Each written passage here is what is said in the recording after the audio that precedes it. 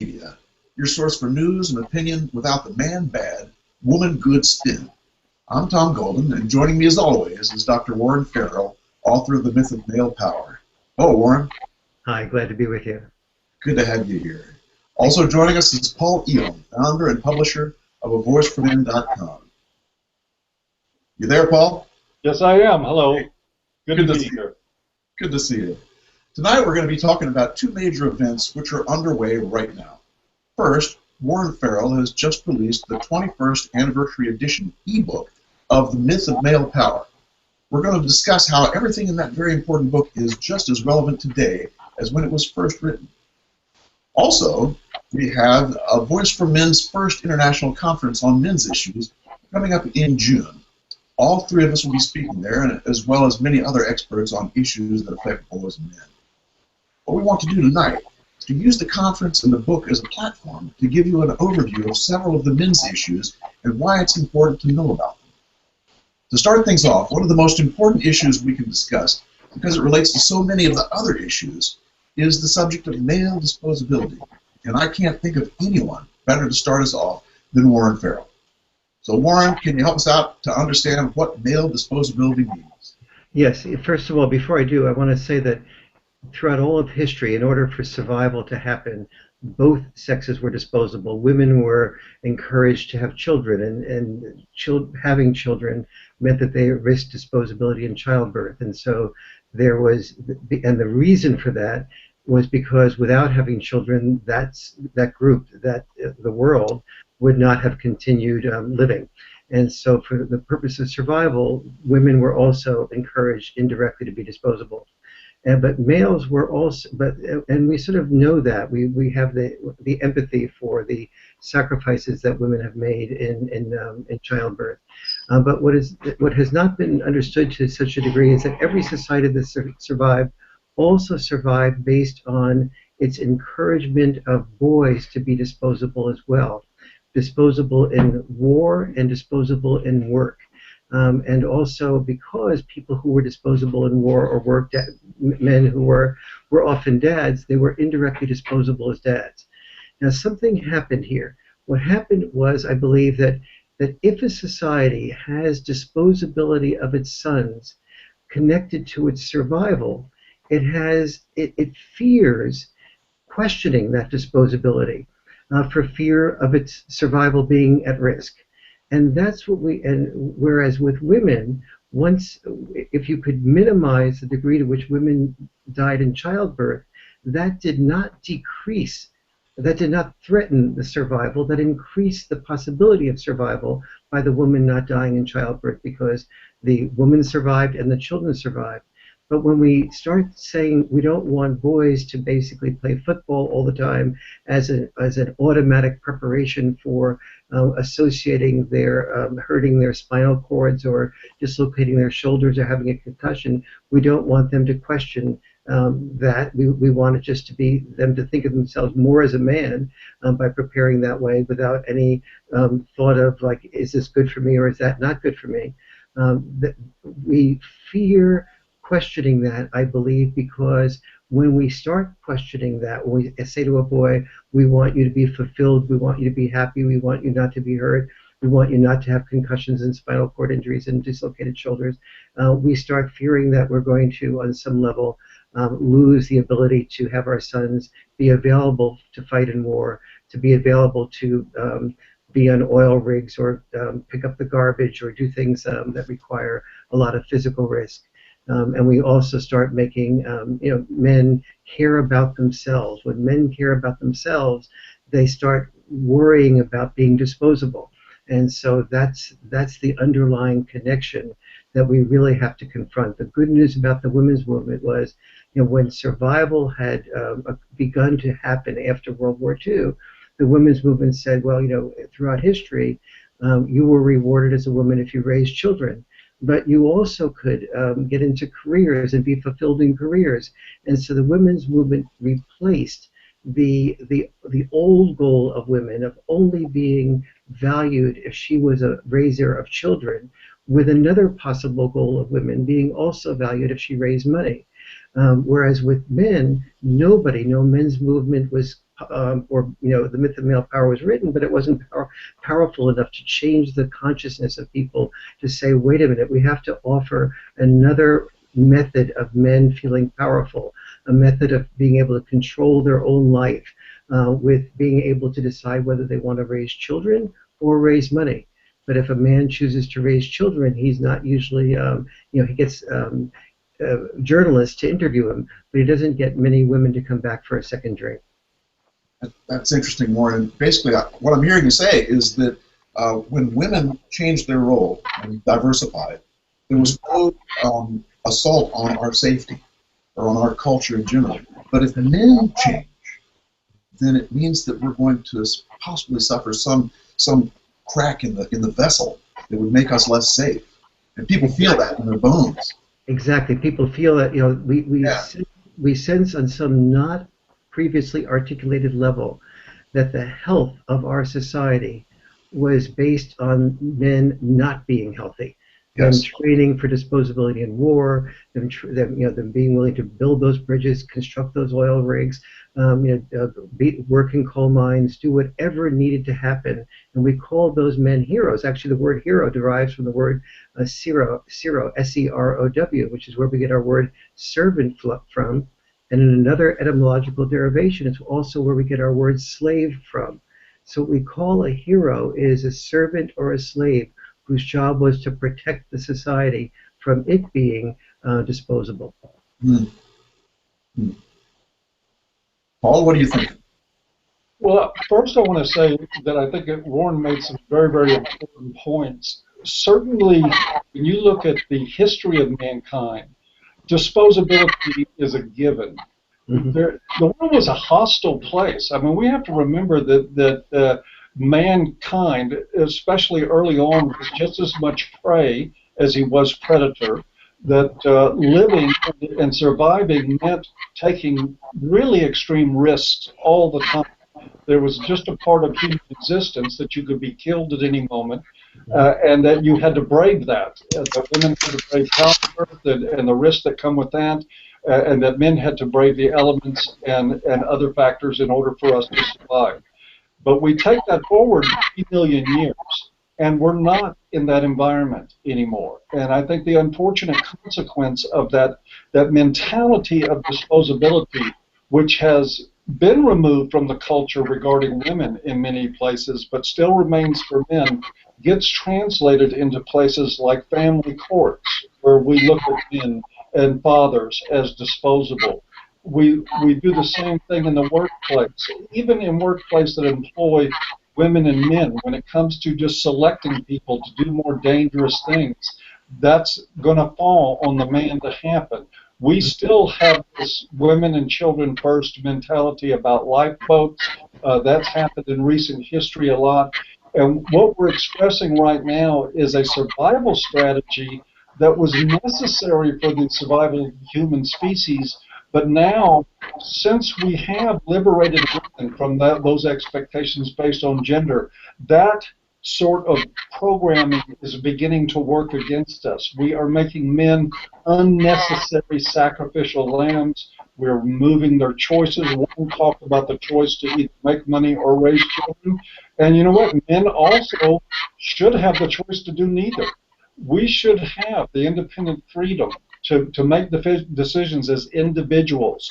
But our own programming that we're still living for men from all these generations past is still nailing us. This is what the myth of male power really started to be thinking about 20 years ago in a way I never imagined I would. And this is ultimately why we're having this conference in June, is to start addressing the core concept of how we view men, whether we value them, whether we're going to toss them out when it's inconvenient to deal with them, whether we're going to disregard their pain, whether we're going to look at their bleeding and see weakness or see somebody in need. Like we saw at, I forget which college it was, a statue was built, a sculpture of a man wandering around sleepwalking. The idea of the artist was to show a vulnerable figure, That's what the artist intended to do that, and to elicit sympathy or empathy for that figure. And there was outrage because of it, and it was interpreted as a trigger for rape threats. And again, this goes back to the very programming, I believe, that we're talking about now. We're looking at men only as potential threats, because them as somebody that's vulnerable and indeed is something we cannot possibly conceive of yet as a society.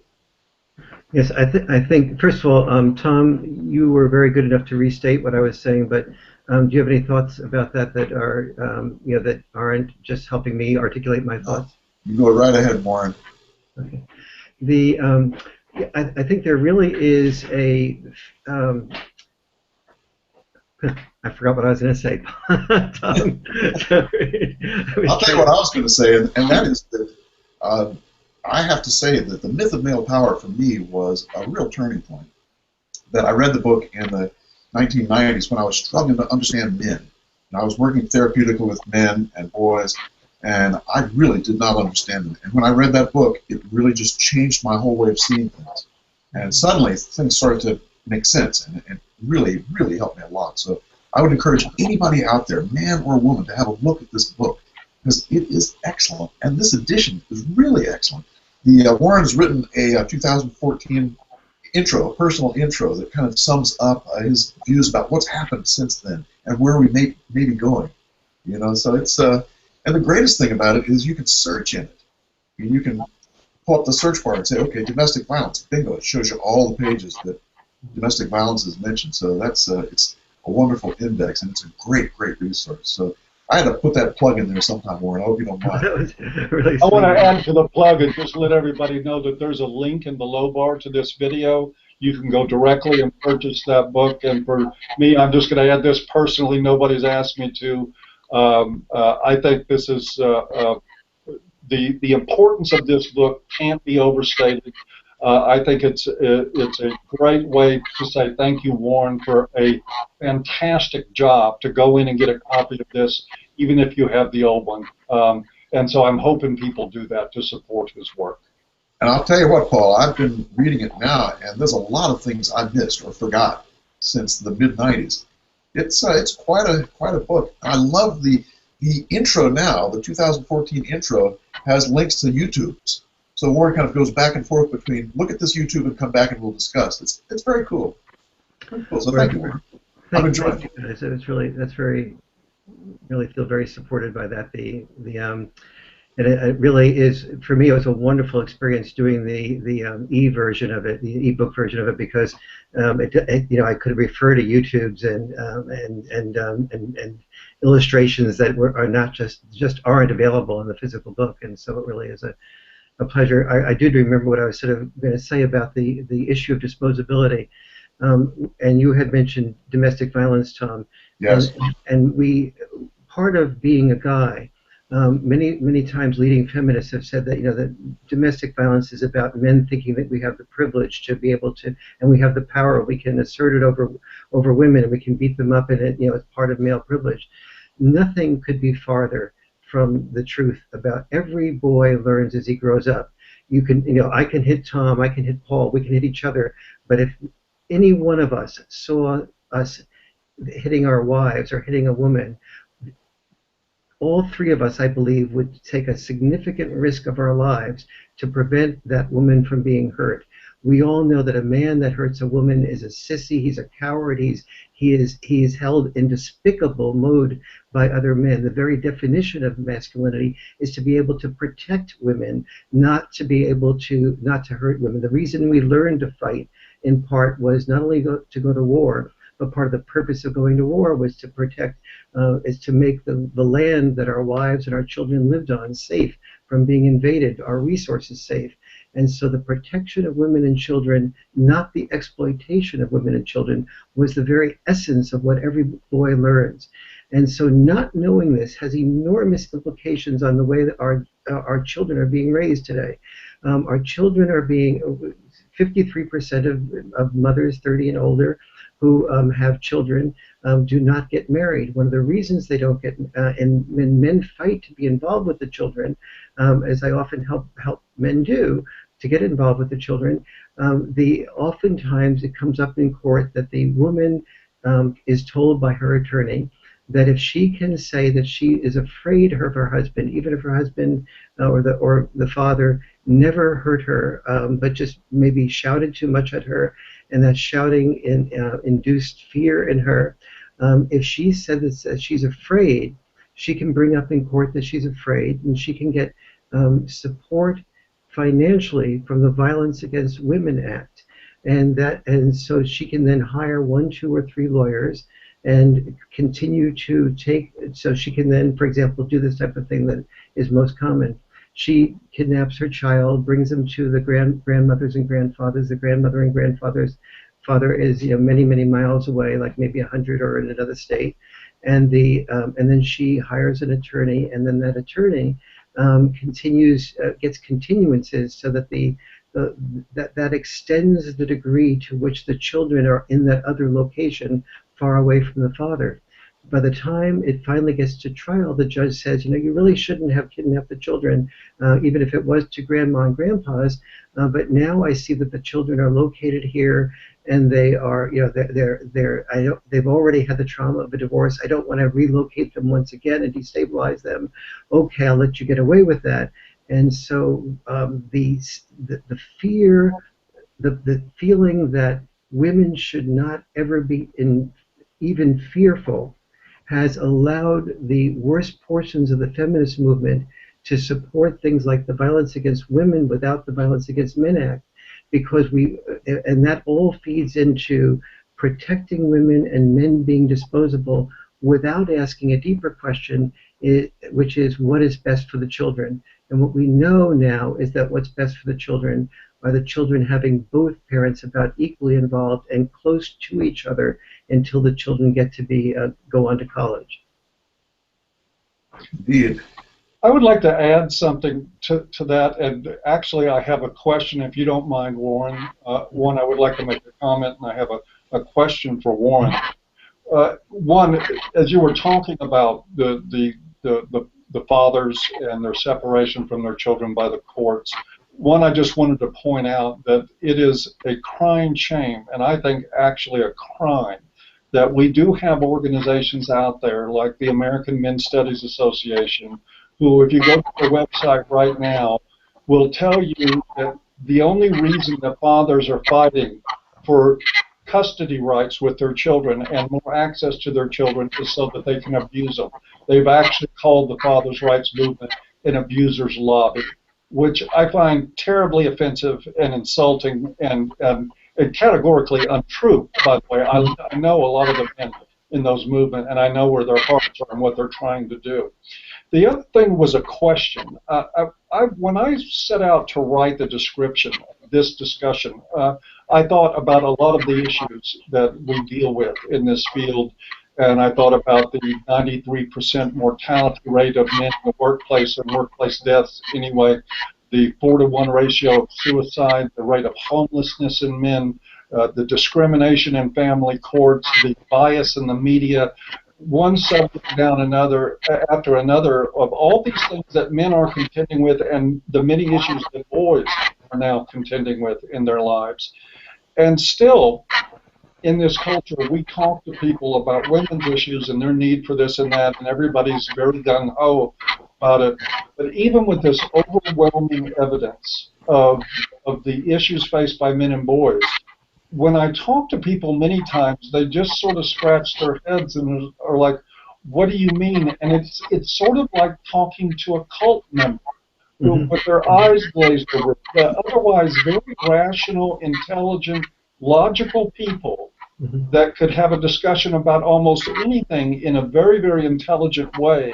The moment that you start talking about the issues that men are facing, it goes in almost to this zombie zone in their head, and their thinking and talking becomes confused and contradictory, and they're not able to see those contradictions. So one, I wanted to ask you just your thoughts about that phenomena, and two, how do you deal with that in your life? You deal with those issues with people and trying to explain to them. Yes, I think to have compassion for that is to understand that when we start talking about a man and his problems, biologically, women are not programmed to fall in love with whining men. They're programmed to fall in love with alpha men. And so there is when a man complains, expresses fear, that triggers in many women the fear of this is not a man that can protect me. This is not a man that will protect me. Nothing turns on in me when he's sharing what we would call sharing and expressing his feelings, translates to her as whining if it's done for more than a minute or so, and then the whining translates into turn off, and we as men do sense the turn off being experienced.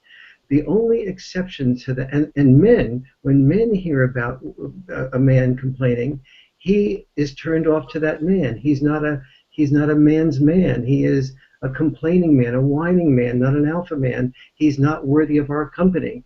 And so, if we are the ones doing that complaining or saying, that I lost my children, the wife was, the wife took them away, and a minute of that gets a little bit of empathy.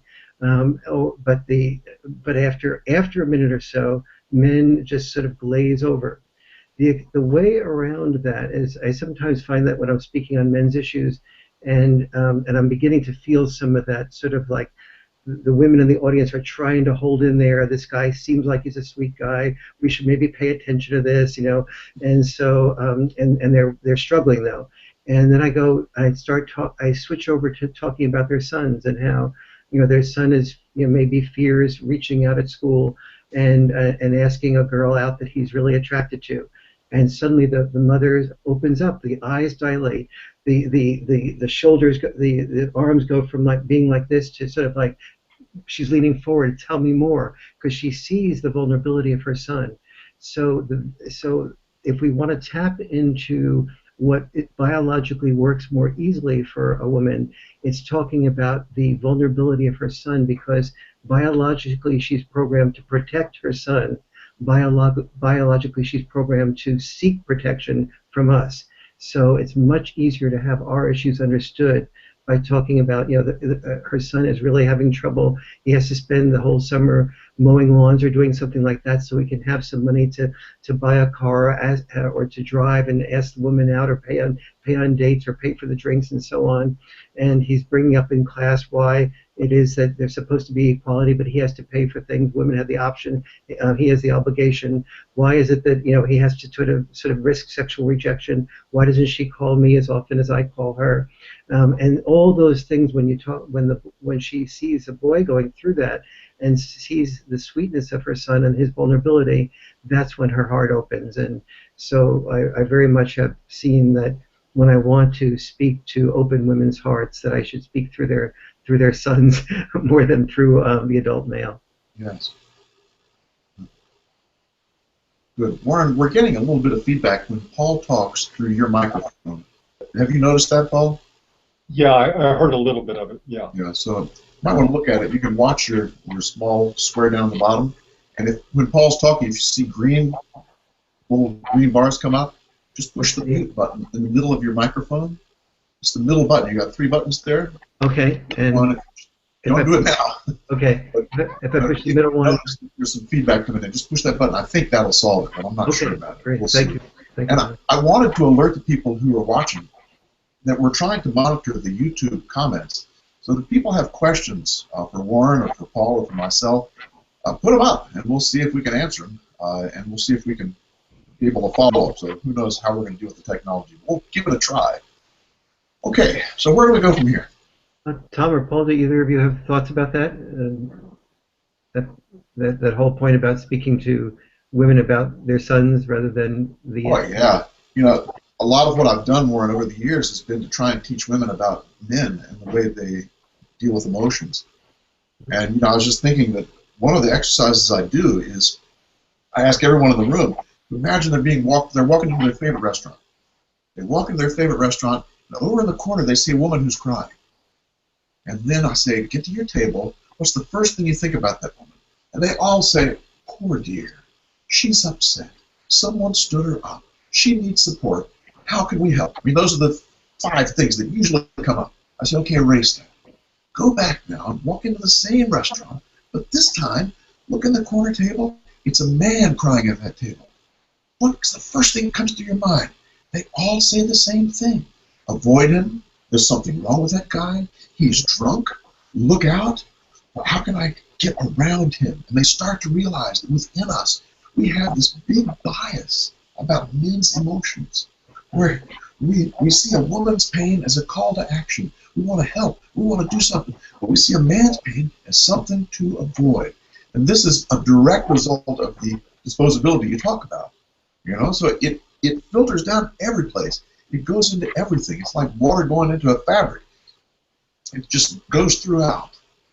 You know, that's right, Tom. One of the things that I saw as sort of an experiment when I started A Voice for Men, because I'm recalling back too when I first read, I read Myth of Male Power when it was first published, and I had some of the same reaction you did. I mean, first of all, a lot of sort of like tumblers clicked in place in my head, and finally it makes sense. But you know, one of my other first reactions reading it was anger, and there was actually quite a bit of it. Yeah. I felt like, why isn't this part of our conversation? Why do I have to stumble on this one book that's telling me about this? I was already in the clinical field working at the time, and I was like, why am I in the middle of all this supposed caring about human beings? And I had to come by accident by one single book that is describing this information. And the more that I unlocked in my head, the more angry I became. And that occurred to me years later as we started A Voice for Men, that one of the things that is not recognized, all men's emotions are not recognized, but one of the only ones that is sort of paid attention to, because it's a little bit threatening, is men's anger. Yes. And here's the dilemma that I've always looked at in how we do what we do at A Voice for Men. One, we want a place for men to express that anger. It's healthy. The normal, healthy reaction to injustice, to being treated unfairly, to being disregarded, to being marginalized, to being abused is anger. That is supposed to be part of a reaction. That's how human beings know when to take care of themselves, is when they feel angry.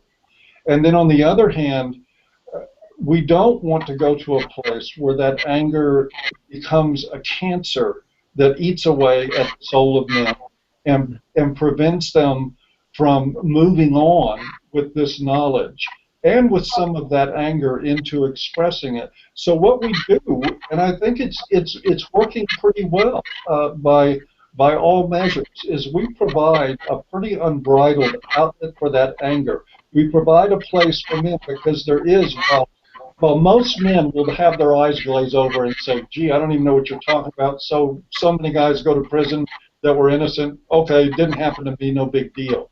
But there is a percentage of men that look at this and say, wait a minute, that's wrong. That is wrong, it's unjust. And men, not just men that it's happened to, but also men that have a sense of justice that don't want this happening to other men. And by providing that platform to express anger, and hopefully a place where that can be vented and they can move on into activism and be more constructive, then we not only are reaching women. Warren talked very eloquently to reaching women through their sons. I think probably one of the few places we really have to reach men is with their sense of justice. And that's how we appeal to them. And I think that's why we've grown so much at A Voice for Men, and why we've moved to the point now that we're ready to start building conferences and doing things like this, because there is a part, I think, in most men that does not like injustice, that values a fair deal for people. Yes. I think that's why feminism was so wildly successful, because men were supporting it, because they believed it was the fair, right thing to do. And I think that's starting to happen now with the men's movement. Only we have to be willing to speak to our indignation about these issues as much as we do speak to our compassion for the victims. Yes, Yes. I think that this is one of the really great values of, I've said to you personally, Paul, that your work with A Voice for Men, and particularly the conference coming up in June, has really reinvigorated me, because it's some, when you have a book out for 20 years and it's only being marginally paid attention to, it's sort of like, you begin to wonder how much of one's life should one spend knocking your head against the wall, and you really helped me feel like it's a worthwhile effort, and because you're bringing men together, you're using the internet so effectively. You're acknowledging, you're allowing for anger to be an emotion, but you're not dependent upon that emotion. You know how to you know how to make it transform from anger to activism to love and to caring and good communication, and all those things are part of your repertoire and our repertoire. And I think that the opportunity for people to see the people in the country, not just like ourselves, but also that some of the people like Karen Strong and people who are academics. So no matter who you are in your propensity, whether you're academic in your orientation or activist in your orientation, whether you're therapeutic in your orientation, there will be leaders there that will, I think, have potential for giving us inspiration to not only be heard as an individual, but also to come together and begin to say what will be the most constructive actions and activities that we can take to move this forward in a way that's loving and caring. And I'd like to sort of say, if if a person's coming to the Detroit conference on A Voice for Men, that that when we get there, we'll meet a lot of people that have different approaches to us. I just had somebody write me recently and say, I don't like all this activism stuff, and my response was, can you imagine the civil rights movement without activism? Can you imagine the women's movement without activism? And we need the academic, and we need the activist, and we need the person who says Black Power, the Eldridge Cleaver, who, what do you mean Black Power? And so, what is that about? We need people who shock, and we need people who are facilitating emotions and are able to love and to reach across the bridges. Now, all of those things are part of a movement, and so no matter what your personality, as long as you're desiring to be constructive, there's a place for you. Indeed. Well said. Thank you. Yes.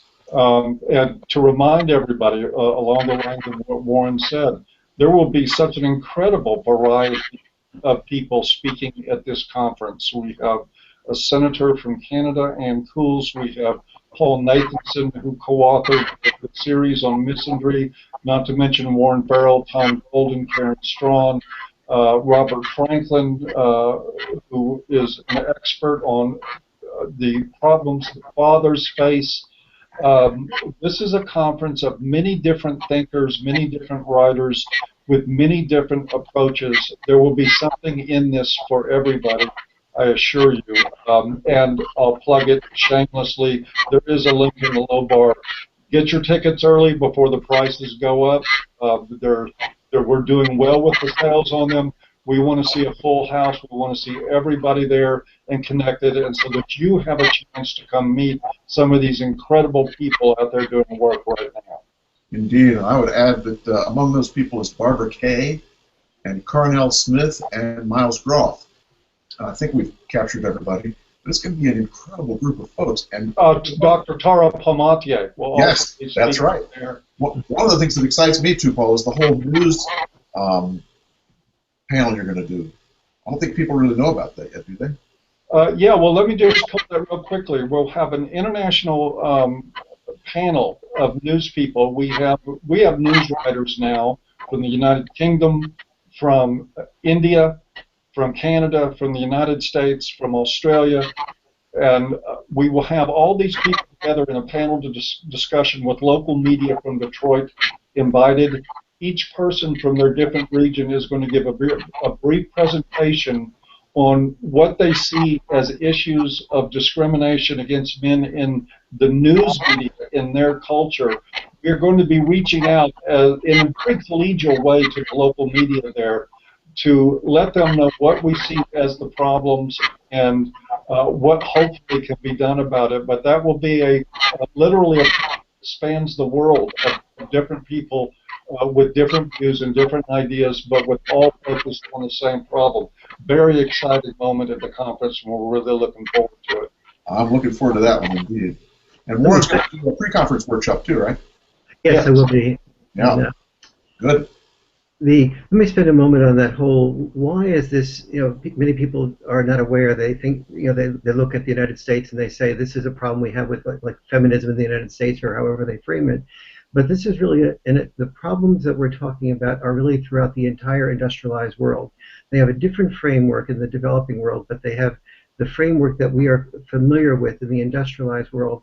And the reason for that is in all the industrialized world, there was a type of freedom from dependency on just having to worry about where the next piece of bread is coming from, where the roof is overhead.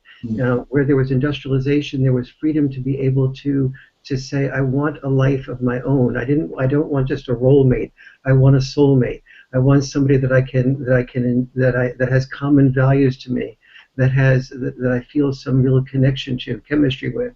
And so the people who are free to do that were, historically speaking, after World War II, it was in industrialized societies, and it was not among the poor people, but among the middle class and upper middle class.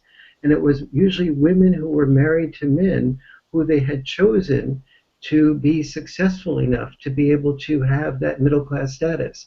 But the men who were getting their love by being successful enough to have the middle class status were married to women, but who were now saying, gee, this man doesn't come home, he's too over involved with his work, he doesn't express feelings, he doesn't express vulnerability, he's not really sensitive to me. But she had not married men based on their sensitivities. She had married men based on their willingness to succeed and their ability to succeed. And no one understood that the qualities it takes to be very successful at work are exactly the opposite in many respects of the qualities it takes to be successful in love. So if you're a good attorney and everything that you're supporting a client, you have to figure out what the other opponent attorney's mistakes are, find the flaws, argue in your own mind with that attorney, and that then makes you a good attorney. But it doesn't make, if you're arguing with everything your wife is thinking and saying, and everything your children are thinking and saying, they don't end up loving you. They may respect you for being a good attorney, but they don't end up loving you, and so therefore you're building the foundation for divorce. So many women in the 60s and 70s were going to psychologists and saying, I'm having all these problems with my husband, and the women's movement was saying, yes, they are the oppressors, without recognizing that, wait a minute, there's something else going on here. It was your choice of this type of man to help you succeed, to help you, to give you the economic luxury to be able to question things. That whole choice pattern needs to be reestablished. And if you want the man to be free, to be able to grow, to learn, to be psychologically more mature, then you have to produce some of that money to be able to free him from that. Not just money by option, but money by shared responsibility, by obligation.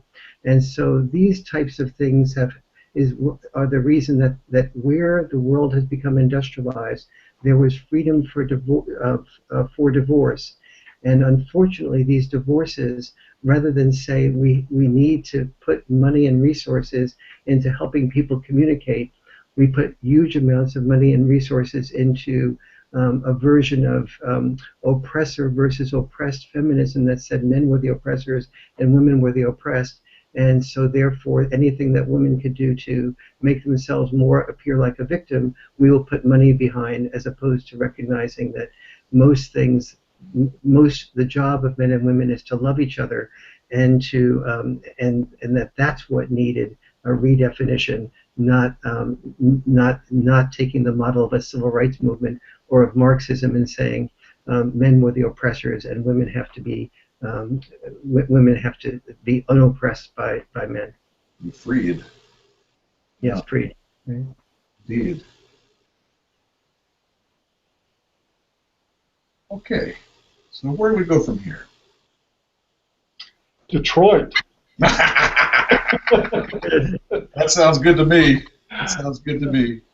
You want to do anything deeper on the whole pay gap myth? I was going to ask you about that, Warren. You want to take us deeper with the pay gap thing? Yeah.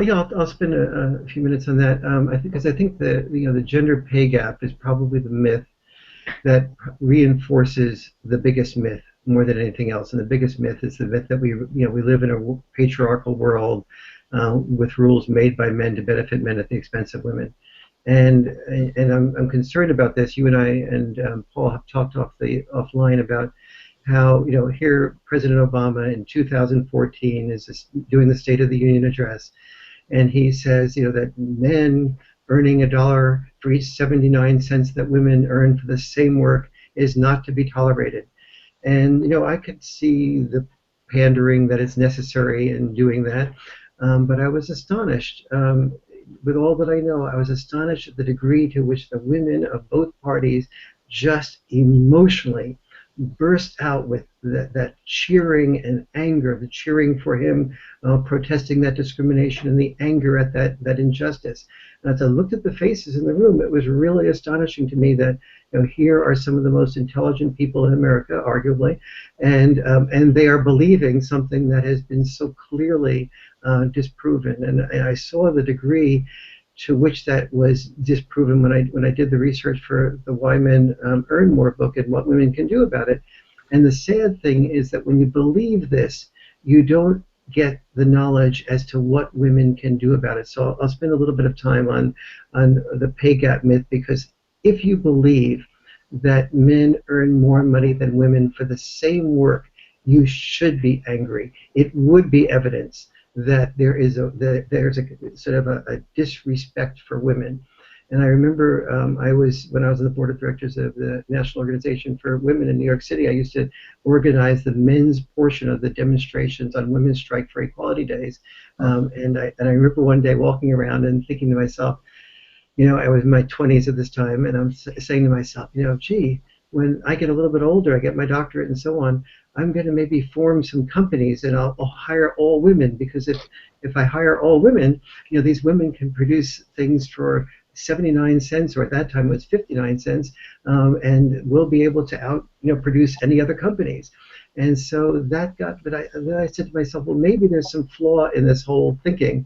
And before I go off and produce all these companies that have only women workers, maybe there's some value to men that I should sort of maybe at least look into and research this before I start going and doing activism in this area. And so I started looking into this, and I started to see that women who own their own businesses at that point in time earned only 29% of what men who owned their own businesses earned. Today, that's up to 49%. But so you say to yourself, wait a minute, women who owned their own businesses, they all have in common one thing. They have no male bosses to discriminate against them. They create their own agenda.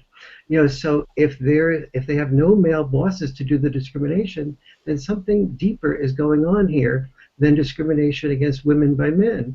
And so I started then looking further in my research, and I came across a study by the Rochester Institute of Technology, and they looked at people women who had MBAs and men who had MBAs.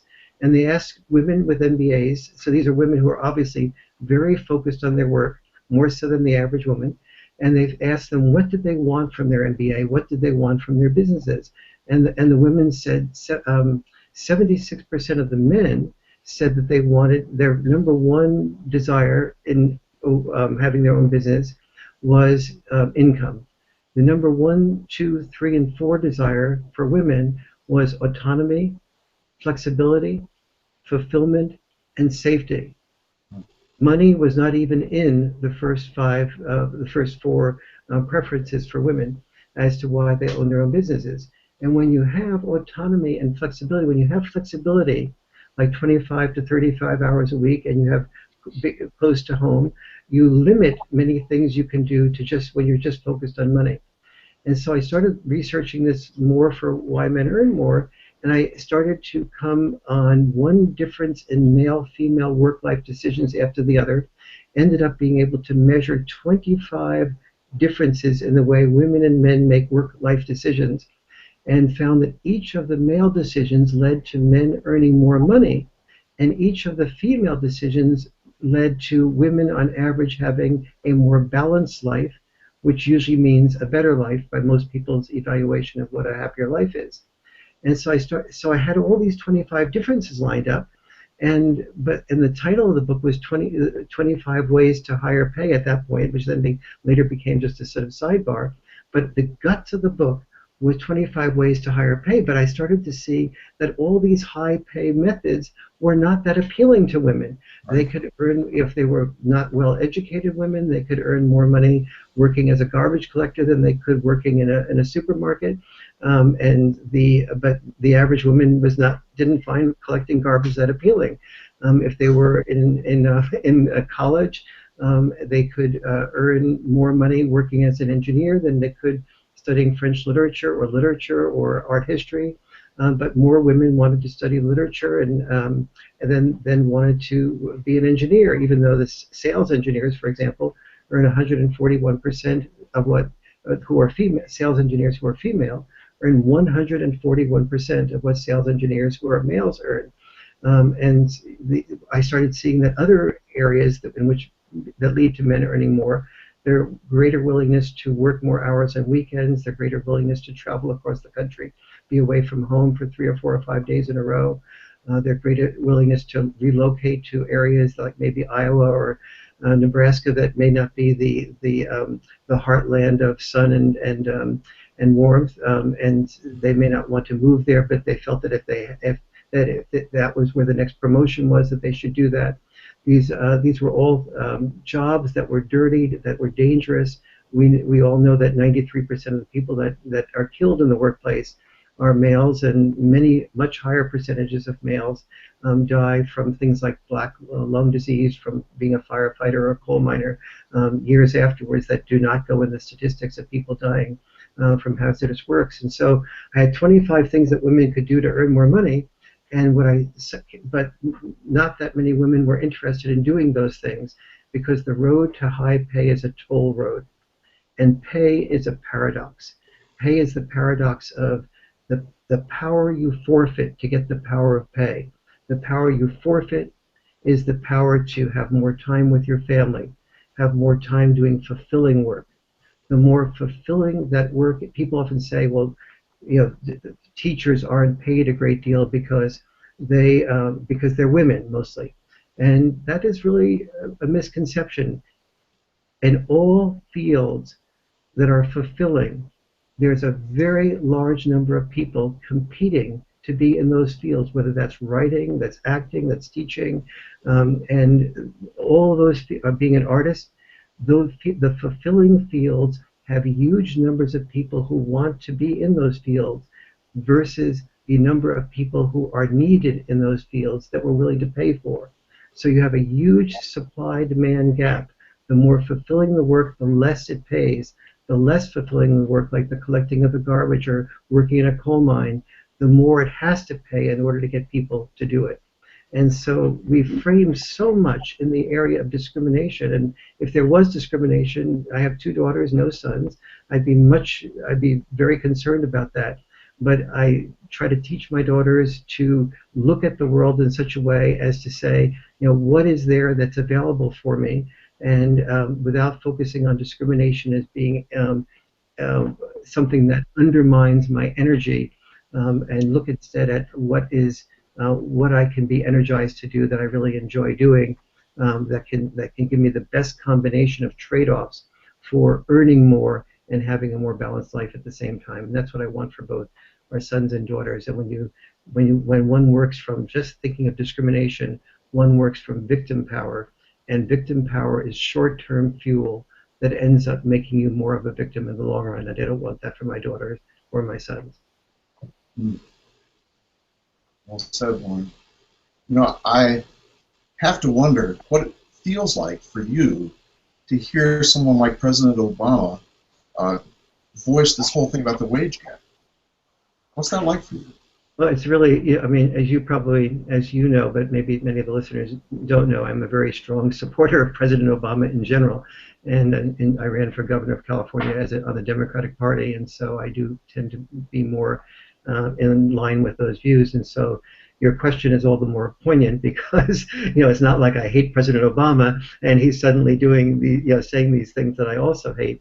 it's hard for me to see that people that I tend in general to have the most in common with, people who are liberal politically, they are definitely more backwards on the area of understanding the value of men and the need for boys and the value of family than many conservatives are, and that's very sad to me.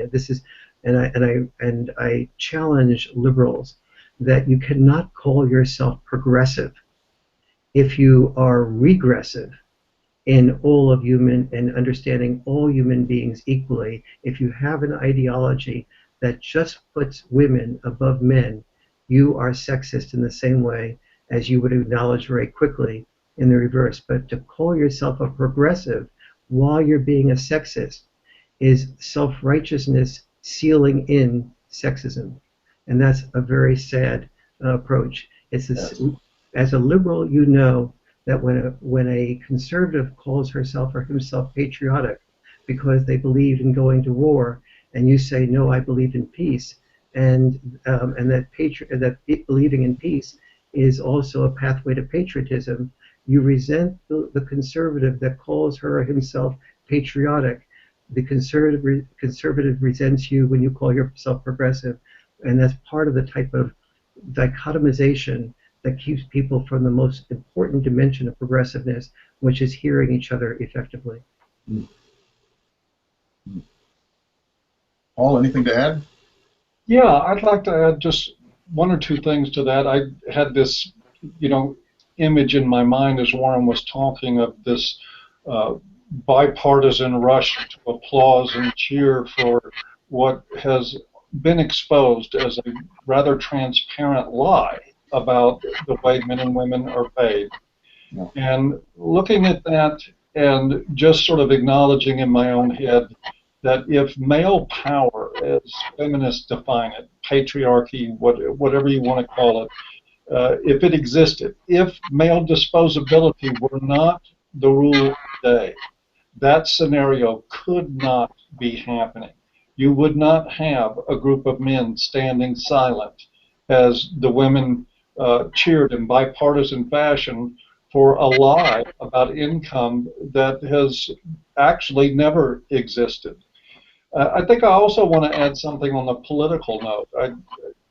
Politically speaking, which I don't get into too much of personal politics in the men's movement, but I'm politically a little more right of center, I think, certainly not to the degree that I support wars or anything like that. But fiscally, I'm a little right of center. I'm not a huge fan of President Obama.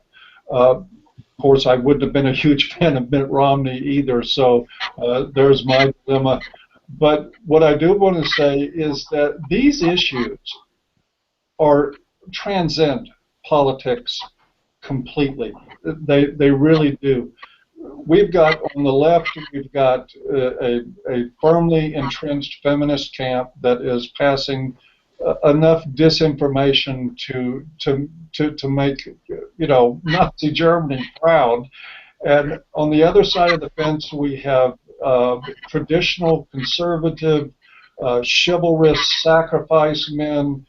Put them on the front line, put them in war, use them up, call them cowards they don't want to serve. That sort of mentality. We have an across-the-board problem in all levels of human existence right now in recognizing men, and it all boils down to the same thing. Feminism is women first. Patriarchy, whether feminists want to recognize it or not, or our traditional standards, has always been women first. It's why these are two very, very comfortable bedfellows that seem to be in opposing camps. But if you understand the concept of gynocentrism, then you understand that these are actually very much the same animal acting out. We do need compassion for men and boys, and we need choice for men and boys. Unfortunately, it's going to be a difficult, rocky path to get there, but I am convinced for the first time in my whole life since I came on to Myth of Male Power 20 years ago, and since the first time I became angry about these issues, I am convinced now that there is a growing population of people that are starting to wake up to this. We are seeing evidence of it in different places, and I want to take the really ridiculously bold step to correct Warren Farrell about one thing. If you think you've been beating your head against a brick wall, I would venture to say that you're very mistaken. I think there are thousands and thousands of men out there and women now that have benefited from your work, whose lives have changed because of your work, whose self-perception has changed because of their work. I think there are many thousands more that has happened for who have never heard your name, that have simply been affected by the ripples and waves that the impact that your work has done. I am absolutely dead certain of it in every day in the work that I do, and I think it's expanding. So sometimes it takes history to tell who the real geniuses were. Almost always it does. But I don't think this thing is over. I think it's just getting started, and I think it's eventually going to come to a sense of compassion for men that humanity's never experienced before. Like the sound of that. I feel like I can agree with you, actually, Paul, but that's really to a large degree because of the work that you've done with the Voice for Men, and that combination with technology being able to be a user-friendly vehicle for men to reach out and connect with each other, and your leadership and the things like the conference coming up are really things that are making me feel that there's more hope even than I had thought before. So I really want to acknowledge your role in that process.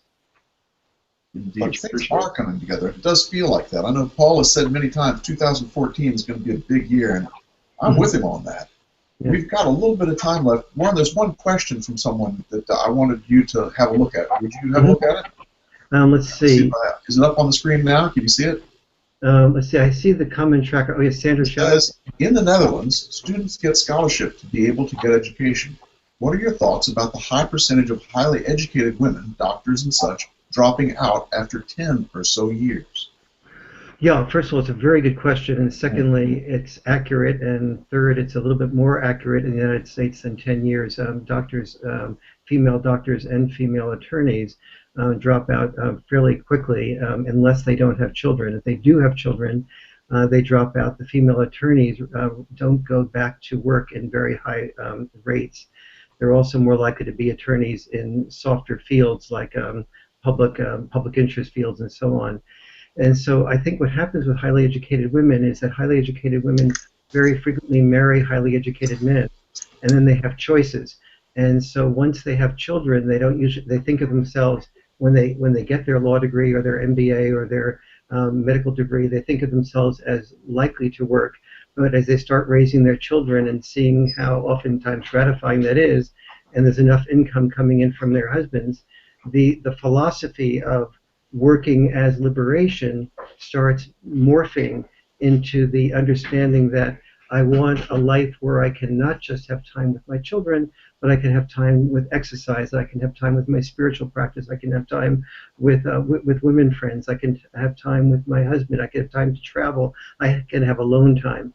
And so when all those things come together, the importance of the law degree or the medical degree and going to the top of one's field starts taking a different level of priority. And so that's why you have a fairly high percentage of women in those fields once they have children, either cutting back significantly on their work or dropping out of the workplace to begin with and then going back part-time after the children get older.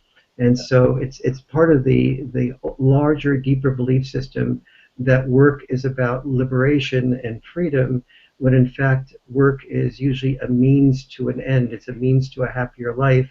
And if one's husband is producing more income, then oftentimes you take care of other things in life than that.